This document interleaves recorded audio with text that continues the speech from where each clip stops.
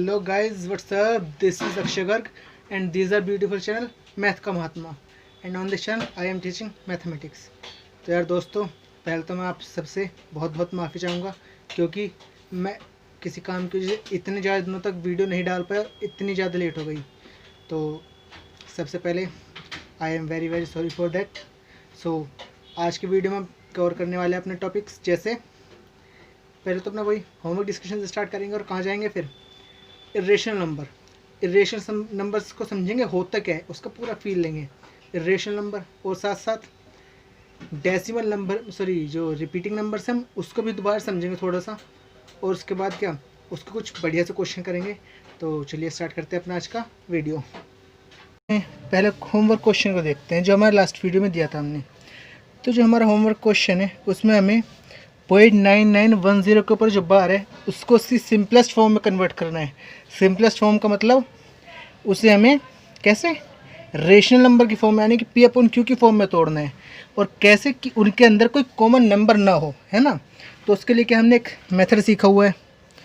उसके लिए हम क्या करेंगे, सबसे पहले अपने नंबर को हम मानेंगे अपना x = 0.9910 के ऊपर बार। अच्छा, अब क्या करेंगे, बार का मतलब क्या है? पहले बार का मतलब है कि कोई रिपीट बार बार रिपीट हो रही है अगेन एंड अगेन। जैसे 0.1 ऊपर बार का मतलब क्या है? 0.11111, यानी कि 1 बार बार रिपीट हो रहा है। तो ऐसे अगर हमने 0.10 के ऊपर बार लगाया तो उसका मतलब क्या है कि जो 10 जो है वो बार बार रिपीट हो रहा है। तो इसको मैं एक्चुअली लिख कह सकता हूँ x = 0.99। अब 99 के ऊपर बार नहीं है, मतलब कि वो एक ही बार है, वो रिपीट नहीं हो रहा। उसके बाद 10 10 10 10, ऐसे वो कहाँ तक, इन्फिनिटी तक रिपीट हो रहा है। ठीक है, अब इसके बाद हम करते क्या हैं, पहले तो उन नंबर्स को बाहर निकालो जो रिपीट नहीं हो रहे। क्या रिपीट नहीं हो रहा? 99। अब यार अगर मुझे 99 को बाहर निकालना है, यानी कि उसे डेसिमल नंबर से एक होल नंबर। अब होल नंबर क्या होगा इसका, अगर मैं उसके अंदर 100 मल्टीप्लाई कर दूँ, चलो तो इधर बनेगा 99.101010। ये तो सारे रिपीटेड वाला पोर्शन है। ठीक है, अब इस पूरे का होल नंबर का जो होल नंबर है वो क्या है इसके अंदर भाई। जैसे अगर मैं बात करूँ 9.1 है तो इसका होल नंबर क्या है? 9। तो ऐसे ही 99.101010 के अंदर क्या है होल नंबर? 99। तो यानी कि जो पहले मेरा ऐसा नंबर जो कि रिपीट नहीं हो रहा है उसको बाहर निकालेंगे। उसके लिए क्या करेंगे, 100 से मल्टीप्लाई। अगर बाई चांस हमारा 0.9101010 होता तो क्या करते, तो जो अब इसमें 10 से मल्टीप्लाई करके काम बन जाता, मगर वहाँ दो डिजिट हैं तो दो डिजिट को निकालने के लिए 100 से मल्टीप्लाई करने की जरूरत पड़ेगी। तो इधर तो बनेगा 100x, इधर ये दोनों आई तो 99.101010 ऐसे चलता जाएगा। अब उसके बाद इतना कर लिया, इसको हम कहते हैं क्वेश्चन नंबर 1। अब क्या करेंगे, अगर मैं 0.10 में से एक को बाहर निकाल लूँ 10 को, तो अंदर तब भी इन्फिनिटी तक ही जाएगा। तो अगर मैं यहाँ फिर से 100 से मल्टीप्लाई कर दूँ तो क्या होगा, इधर तो बन जाएगा 10,000x और इधर बनेगा 9910.101010 अप टू कहाँ तक, इन्फिनिटी तक वही। तो इसे इक्वेशन नंबर 2 बोल दिया। अब अगर मैं 2 - 1 करेंगे सेकंड इक्वेशन में फर्स्ट इक्वेशन को सब्ट्रैक्ट कर दूँ तो क्या होगा, इधर तो कोई दिक्कत नहीं, हम कर देंगे इजली। ठीक है, 10,000x - 100x। मगर इधर क्या होगा, इधर ये होगा कि जो रिपीटिंग डेसिमल वाला पार्ट है वो कैंसिल हो जाएगा। कैसे, अब यार ये लिखो है 9910.101010 अप टू इन्फिनिटी, इधर है 99.101010 कहाँ अप टू इन्फिनिटी। तो अगर मैं 9.3 - 0.3 करता हूँ तो ये तो कैंसिल होकर 0, इधर क्या जिसको होल नंबर वाला पार्ट है वही बचता है। तो अगर मैं इधर होल नंबर में 1 भी होता और तो 9 - 1 होकर 8 बच जाता, मगर लेकिन बचेगा क्या, एक होल नंबर ही। ठीक है ना। ऐसे इधर क्या होगा, इधर ये होगा कि जो इसका रिपीटिंग पार्ट है वो तो कैंसिल हो गई होगा ये वाला पोर्शन, उसके साथ साथ ये होगा कि जो ये होल नंबर है इसमें से ये वाला होल नंबर और माइनस हो गया, यानी 99.9910 में से माइनस होगा दूसरा होल नंबर यानी 99। तो यहाँ बचेगा कितना, 1, यहाँ 11 10 1 8 9, कुल मिला के यहाँ पर इतना बचेगा राइट हैंड साइड में जब सब्ट्रैक्ट करेंगे इसको हम। ठीक है ना। तो इधर मैं डायरेक्ट लिख रहा हूँ क्या, अच्छा क्या आया था इसके बाद 9910 और 99, इधर बचा 1189, तो 9811 इधर बचने वाला है, 9811, ठीक है। और इधर क्या बनेगा, ये हमारा 10,000 माइनस 100, 9990 x इज इक्वल्स टू 9811, ये बचेगा। तो यहाँ से हमारी x की वैल्यू कितनी आ जाएगी, 9811 अपॉन 9990। तो ये हमारा सबसे सिंपलेस्ट वर्जन है इसका। यानी कि अगर मैं इसको और कट करने की कोशिश करना चाहूँ तो ऊपर नीचे से कुछ और कैंसिल नहीं होगा। क्यों, क्योंकि ये दोनों कैसे नंबर्स ऑलरेडी को-प्राइम नंबर्स हैं। तो बात करते हैं अब इर्रेशनल नंबर्स की। इर्रेशनल नंबर्स होते क्या हैं। हालांकि इसके बारे में हमने अपने प्रीवियस वीडियोस में थोड़ा बहुत समझाया मगर लेकिन आप दोबारा समझते हैं क्या होते हैं। तो इर्रेशनल नंबर्स ना ऐसे नंबर्स होते हैं जिनको अगर हम उनके डेसिमल फॉर्म में एक्सप्रेस करने की कोशिश करें तो वे कैसे एक्सप्रेस होते हैं, ना तो वे टर्मिनेट होते हैं, यानी कि ना तो वे कभी पूरे कटते और ना ही रिपीट होते। जैसे टर्मिनेट होने के बाद, जैसे अगर हम बात करें 2/10 तो ये कहीं जाकर 0.2 पे ही डायरेक्ट टर्मिनेट हो जाता है। या फिर अगर हम थोड़ा और बड़ा नंबर लें 2/100 की बात कर सकते हैं तो ये टर्मिनेट हो जाता है कहाँ, 0.02 पे। या फिर अगर हम रिपीटिंग नंबर्स की बात करें तो कैसे होंगे, जैसे 10/3 तो ये कैसे 3.33333333 का इन्फिनाइट तक कैसे ऐसे ही रिपीट होता रहेगा। मगर लेकिन जो इर्रेशनल नंबर्स हैं वे ऐसे नंबर्स हैं जब इनको हम कैंसिल आउट करते हैं तो ना तो वे कभी टर्मिनेट ही होते हैं और ना ही कभी रिपीट ही होते, ठीक है ना। जैसे अगर मैं बात करूं कुछ नंबर्स ऐसे होते हैं या तो डायरेक्टली रिपीट हो या फिर कुछ टर्म्स के बाद रिपीट हो, जैसे 0.10101। या फिर थोड़ा सा और एग्जाम्पल देते हैं 0.123 123 123 123, यानी कि रिपीटिंग नंबर्स में हमें कोई ना कोई एक ऐसी यूनिट मिल जाएगी जिसको हम आगे चिपकाते जाएं तो क्या हमारा पूरा का पूरा आंसर बन जाएगा। जैसे अगर मैं बात करूं 123, अगर मैं इसको आगे चिपकाता जाता हूं ना तो ये मेरा क्या रिपीटिंग बनेगा। क्यों, इसको चिपकाने से आगे आगे बार बार बार बार जोड़ने, इसको ऐड करने से बार बार क्या होगा कि जो मेरा पूरा का पूरा नंबर है ओरिजिनली मिल जाएगा। यानी कि मैं 0.123 होल के ऊपर बार इसको ऐसे रिप्रेजेंट कर सकता हूँ। इसका मतलब क्या है, मैं अगर 0.123 को बार बार चिपकाता जाऊँ तो मुझे वो मिल जाएगा पूरा का पूरा नंबर। मगर लेकिन हम तो इनकी बात ही नहीं करनी, हमारा तो है क्या, non terminating non repeating. Example इसका जी, एग्जाम्पल है हमारा पाई। पाई एक इर्रेशनल नंबर है जिसकी वैल्यू क्या होती है 22/7, ठीक है। और अगर हम इसको कैंसिल करना शुरू करें तो 3.14 ऐसे आगे चलती जाती है, ठीक है ना। और ना तो ये कभी रिपीट ही होती ना ही कभी कैंसिल होती, ठीक है ना। तो ऐसे नंबर को हम क्या कहते हैं, इर्रेशनल नंबर। जैसे अगर हम और एग्जांपल की बात करें तो हम क्या लिख सकते हैं, कोई नंबर जिसको कैंसिल करने के बाद क्या है हमारा 0.1 01 001 0001 00001 ऐसे ही क्या चलता जाएगा ये। यानी कि देखो ऐसा नहीं है 1 के बाद कोई केस का। अच्छा, क्या हम नॉन टर्मिनेटिंग नंबर्स में और नॉन रिपीटिंग नंबर्स में कुछ ऐसी, अच्छा नॉन टर्मिनेटिंग मतलब ये तो कटी नहीं है, हम अगर नॉन रिपीटिंग की बात करें तो इसके अंदर है ना ये चलता भी जाएगा और उसके अंदर हम कोई ऐसी यूनिट नहीं ढूंढ सकते जिसको अगर हम बार बार आगे चिपकाते जाएं तो मेरा ओरिजिनल नंबर बन जाए, ठीक है ना। तो क्या ऐसी कोई यूनिट ढूंढ पा रहे हो, नहीं यार, ठीक है ना। तो 0.1 है, उसके बाद क्या है 0.1, फिर 0.001, फिर 0.001। तो कोई ऐसे तो है नहीं जिसको मैं बार बार चिपकाता जाऊँ तो क्या मेरा पूरा नंबर बन जाए। तो ऐसे नंबर्स को हम क्या कहते हैं, नॉन टर्मिनेटिंग और नॉन रिपीटिंग या फिर डायरेक्टली इर्रेशनल नंबर्स, ठीक है। और अगर एक और एग्जांपल की बात करें, ज़रूरी नहीं कि बस यही कर दें हम, और क्या हो सकता है 0.13 11 111, अच्छा इसकी बजाय 0.13 12 और 112 1112 11112। देखो 0.13 आगे कहीं नहीं हुआ मगर लेकिन जो 12 है उन दोनों के अंदर बार बार हो रहे हैं। मगर लेकिन क्या 12 भी ऐसा नंबर ऐसे प्रोसीड हो रहा है कि जैसे मैं इसे आगे बढ़ा रहा हूँ तो वापस कहीं रिपीट हो रहा हूँ, नहीं भैया ऐसा नहीं हो रहा। तो क्या ये भी एक इर्रेशनल नंबर है, ठीक है ना, क्योंकि मैं इसमें कोई रिपीटिंग यूनिट ढूंढ ही नहीं पा रहा हूँ।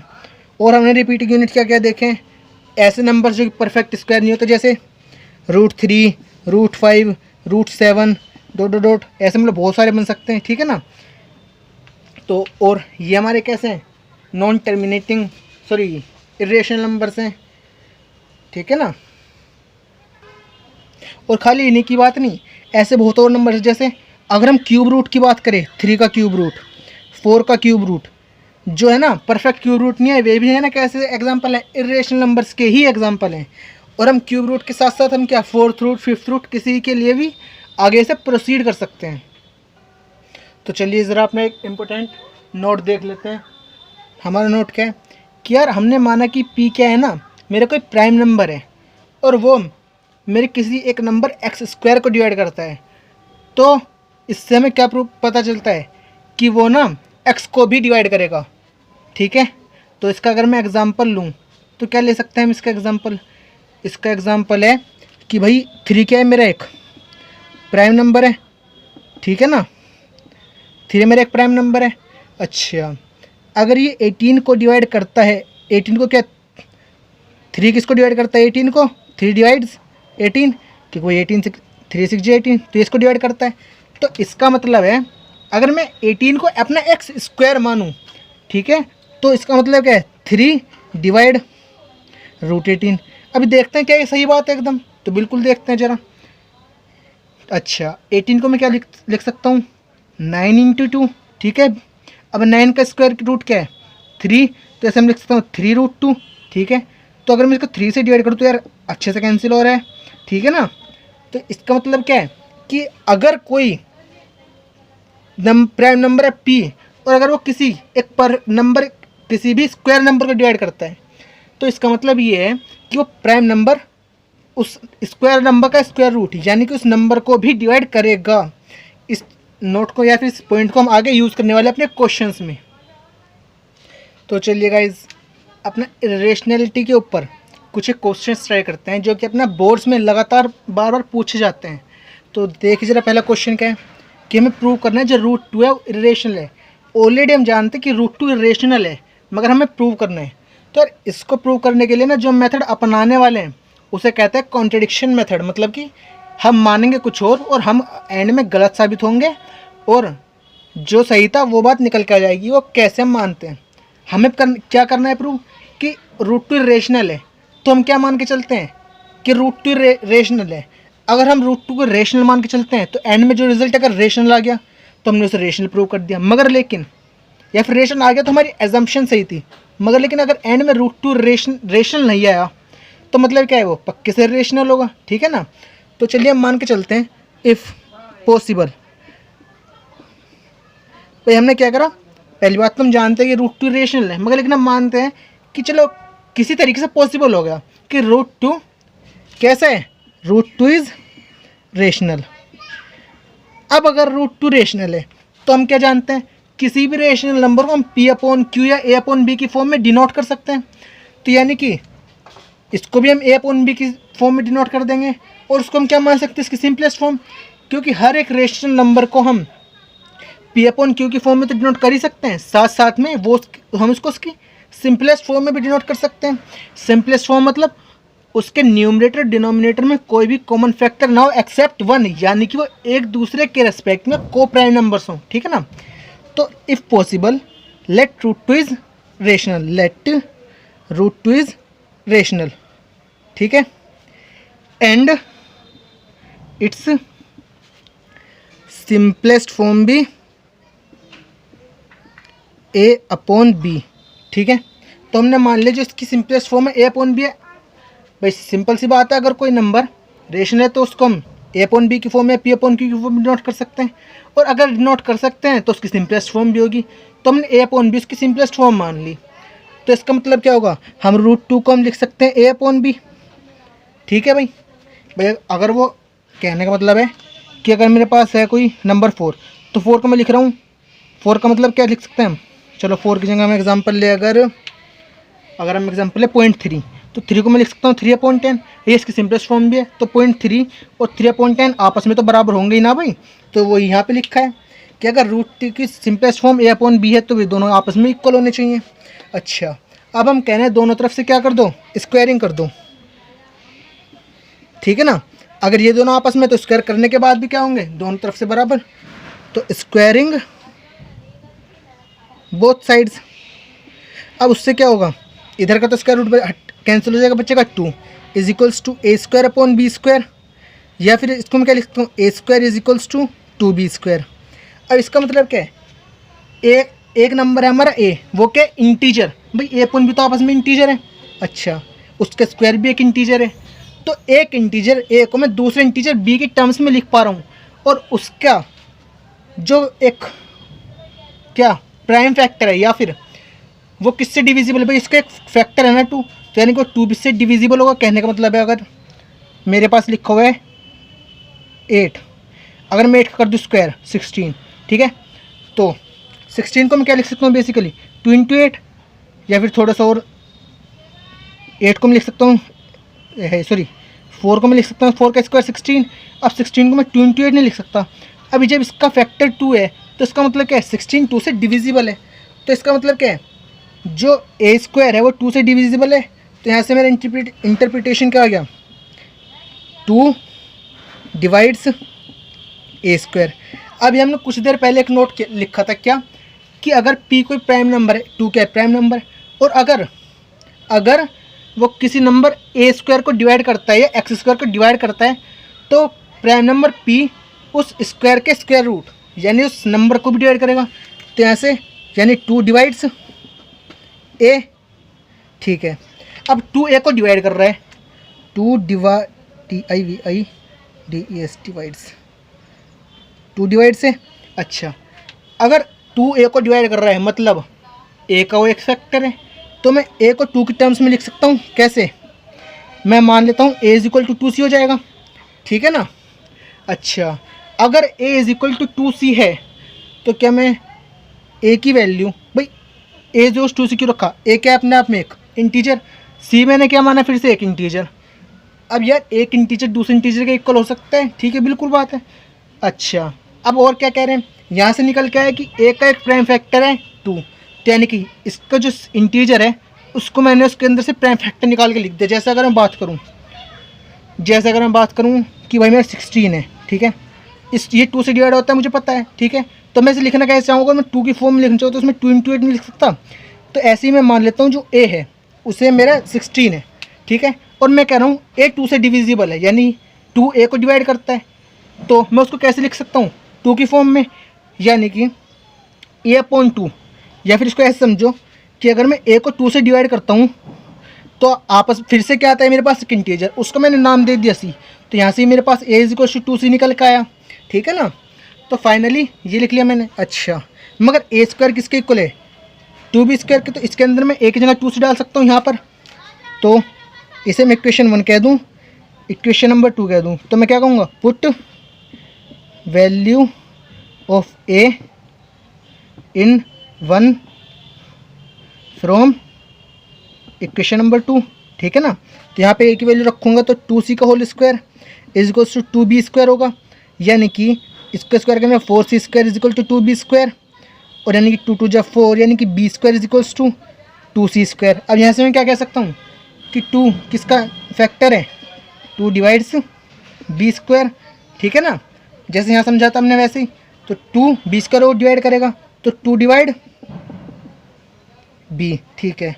अच्छा यार, अगर √2 एक रेशनल क्वांटिटी है और उसकी सिंपलेस्ट फॉर्म अगर a अपॉन बी है, तो यार हमने क्या देखा, a का एक फैक्टर आया 2 और इधर b का भी एक फैक्टर आया 2, यानी कि a और b के अंदर अभी भी कुछ कॉमन रह गया, सिंपलेस्ट फॉर्म होने के बावजूद कॉमन। हमने तो उसको सिंपलेस्ट फॉर्म माना था, तो यानी कि अगर मैं a अपॉन बी करता हूँ तो 2 से कैंसिल हो जाएगा। कैसे, ठीक है ना, अगर 2 से कैंसिल हो गया मतलब हमारी जो एजम्पशन थी क्या हो गई, रॉन्ग, क्योंकि अगर सिंपलेस्ट फॉर्म होता तो इनका कॉमन फैक्टर अदर देन 1 कुछ आने नहीं चाहिए था, मगर इनका कुछ कॉमन फैक्टर आ रहा है, वो क्या है 2, तो हमारा जो एजम्पशन था वो हो गया रॉन्ग। तो यहाँ सब अगर किसी को यहाँ तक स्क्रीनशॉट लेना है ले सकता है। तो 1 2 3, तो चलिए अब देखते हैं आगे क्या करते हैं। हमारा एजम्पशन हो गया रॉन्ग, तो इसका आगे हम लिखेंगे, क्या लिखेंगे कि 2 is a common factor of a and b, so our assumption क्या हो गया हमारा assumption? Wrong. Our assumption is wrong. तो जब हमारा एजम्पशन रोंग हो गया तो इसका मतलब क्या है? हमारा एजम्पशन था क्या? हमारा एजम्पशन, जो हमारा एजम्पशन था वो तो बस इतना था कि हमने माना था रूट टू रेशनल है, इसी वजह से हमने ए अपन बी उसकी सिंपलेस्ट फॉर्म में मान लिया था। जब वो सिंपलेस्ट फॉर्म ही नहीं है उसकी, तो रूट टू क्या है भाई? अगर वो रेशनल होता तो ए अपॉन बी भी उसकी सिंपलेस्ट फॉर्म होनी चाहिए थी, मगर लेकिन ऐसा नहीं हुआ। तो इसका मतलब क्या है? जो हमने शुरू में अपना एजम्पशन मानते कि रूट टू रेशनल है वो गलत है। तो therefore root two should be rational. तो हम इसी मेथड से हम प्रूव कर सकते हैं। और क्वेश्चन भी जैसे अगर हमने रूट 2 के लिए करा, ऐसे हम रूट 3 के लिए कर सकते हैं, रूट पी के लिए कर सकते हैं, रूट 5 के लिए कर सकते हैं, रूट 7 के लिए कर सकते हैं। तो आपके लिए एक होमवर्क क्वेश्चन है, आप उसको घर पे ट्राई करिएगा और कमेंट में बताइएगा कि है ना आपसे हुआ या नहीं। और तो क्वेश्चन है, prove that root 3 is irrational. अगर आपने घर पे कर दिया तो बहुत अच्छी बात है, अगर नहीं हुआ तो अगले लेक्चर में हम इसका एक तो सॉल्यूशन देखेंगे और साथ साथ इसी के जैसे एक और मतलब जो जनरलाइज्ड वे है क्वेश्चन को सोल्व करने का किसी, तो उसको भी देखेंगे। तो चलिए यार, आज का हम लेक्चर करते हैं यहीं पर ख़त्म। तो अगर आपको हमारा ये वीडियो समझ में आया हो, आपको हमारा कंटेंट समझ में आया हो, तो हमारी वीडियो को लाइक, सब्सक्राइब और शेयर करना मत भूलेंगे। तो चलिए अपना मिलते हैं अपनी अगली वीडियो में, तब तक के लिए बाय बाय।